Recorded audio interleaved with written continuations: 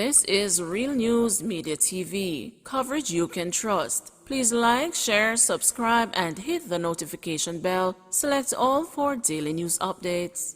Good evening, my Real News Media TV family. Welcome back to the channel for another news update for December 5, 2022.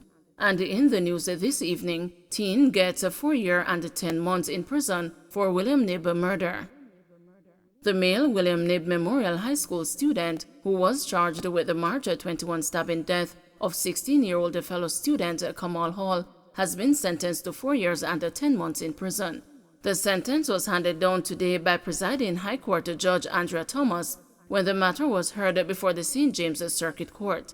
The hearing was transferred to St. James from the Trelawney Circuit Court. The defendant, whose name is being withheld because he is a minor, was represented by attorney at law Marissa Dalrymple Philibert during the hearing. The facts of the case are that on March 21, Hall, who was the goalkeeper for William Knibb Memorial High School's football team, and the other boy got into a fight on the grounds of the school compound, during which a knife was used to stab Hall in the neck. Hall was rushed to the hospital, where he was subsequently pronounced dead. Later reports indicated that the fight was over a guard ring, which Hall had allegedly been accused of stealing. Guard rings are often used by wrongdoers who believe they can protect them from their enemies as well as police detection. During his previous appearance in the Trelawney Circuit Court on November 7, 2022, the young convict pleaded guilty to manslaughter. Man convicted of shopbreaking tells court his mother died from stress 1 day after he was arrested.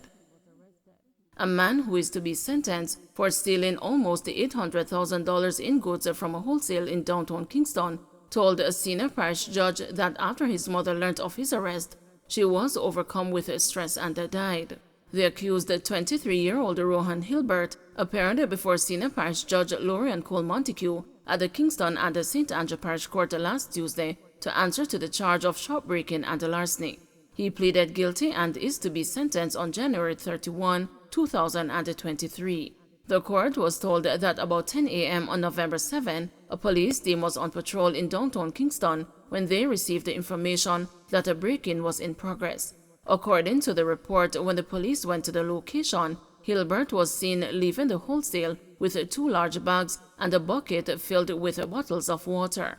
After being arrested and cautioned by the police, Hilbert is reported to have said, "Officer, a regular looting go on a town, and me just say make me go take some things fi go sell." The court was told also that the complainant, whose identity is being withheld, securely locked her wholesale and she later received a call regarding the break-in. When she visited her business, she determined that several products valued at $796,000 were missing. Explaining his version of events, Hilbert told the judge that, "Your Honor, I just came out of my house with a female to put her in a taxi. Me saw the shop open up, Your Honor, so I went inside and packed up some things and I got caught." Continuing, he told Cole Montague about his mother, who was a district constable.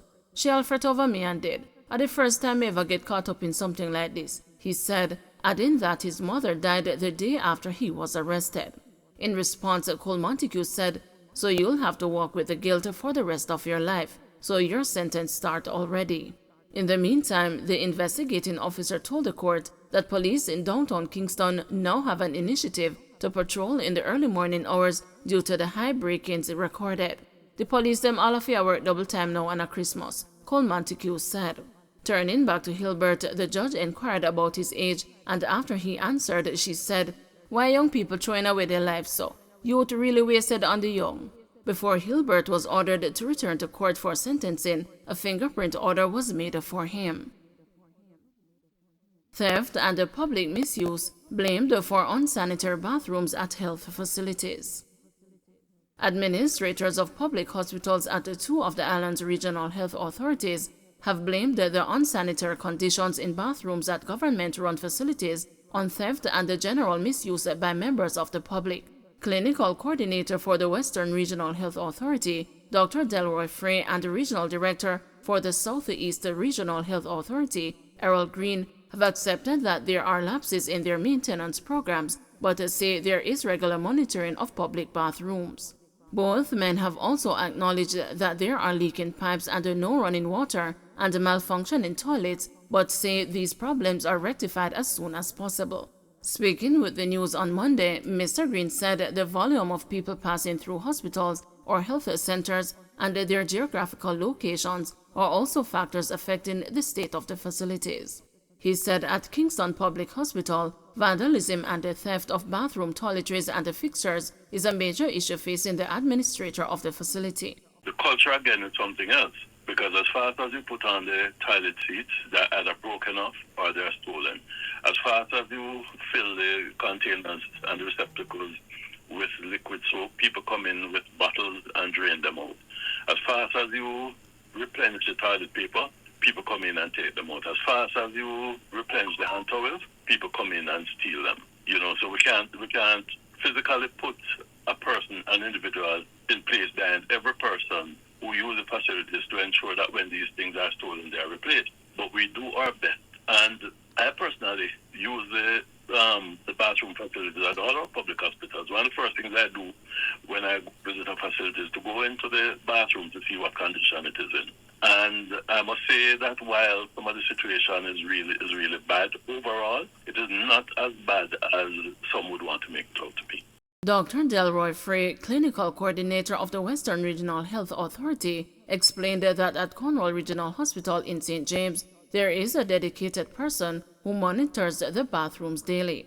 But Dr. Frey contended that there is a significant problem of indiscipline in the society, contributing to persistent theft of fixtures and the poor treatment of public facilities. We have refurbished some dwellings at the back for ward purposes, and we rebuilt the entire bathroom facilities at the back, to facilitate the patient. And I can tell you this, your reporter should come and look at it. That bathroom facility, about 8 of them at the back for, showering, etc. You could compare that to any hotel bathroom facility. Within a week, the 8 shower heads were removed from the facility. Now, can you replace 8 shower heads every week? This very same person who are using it. It's a big problem that we have. And it boils right down to one thing. What the reporter should be doing is reporting about discipline in the society and how we can stem that. I remember in one meeting we were considering, is it possible to build a toilet out of metal and well it down on the floor? These are the things at times we have to, think about and brainstorm about in order to ensure that facilities are maintained. What I would share with others is you need to have an infection control team. Dunn condemns the murder of man at his St. Mary home.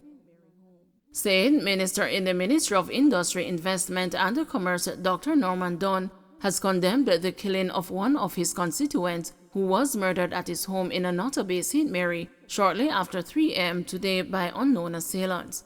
The Anotta Bay police have confirmed that 19-year-old Desmond Mitchell, a fisherman, was shot to death early this morning by persons who reportedly identified themselves as law enforcement officers prior to him opening his door.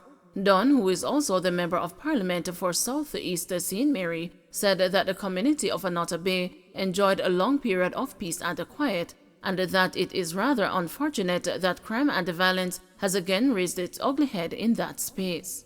It is indeed a sad day for the people of Anotta Bay and this constituency, which was experiencing a good run of peace, commented Dunn. This was a young fisherman whose life has been snuffed out by criminal elements. Once again, we have lost a youngster who had the potential to do well, but his life has ended prematurely. Preliminary reports have suggested that he was killed after opening his door. The report said that voices on the outside identified themselves as the police. According to Dunn, the crime wave plaguing the country is a deterrent to sustainable investment, but he was quick to point out that a number of investors have expressed a serious interest in setting up shop in Jamaica. There has to be a consensus as it relates to crime. It is not about politics, but rather building a country and a society wherein our citizens can live in comfort safely without fear, wherein we are able to attract local and overseas investments, and also to make this island a safe place for our visitors, he added. 24-year-old charged with illegal possession of firearm. A 24-year-old man has been charged with breaches of the Firearms Act after an illegal gun was found in his possession over the weekend. Charged with illegal possession of a firearm and ammunition is Recoy Bygrave of South Plum Lane, Kingston 11. According to the Olympic Gardens police, lawmen were patrolling the Olympic Gardens community about 10 a.m. on Sunday, December 4, when Bygrave was seen acting in a manner that aroused their suspicion. He was accosted, searched, and 1 ton folio 9mm pistol containing 10 9mm cartridges was removed from his waistband. Bygrave was subsequently taken into custody, where charges were laid against him.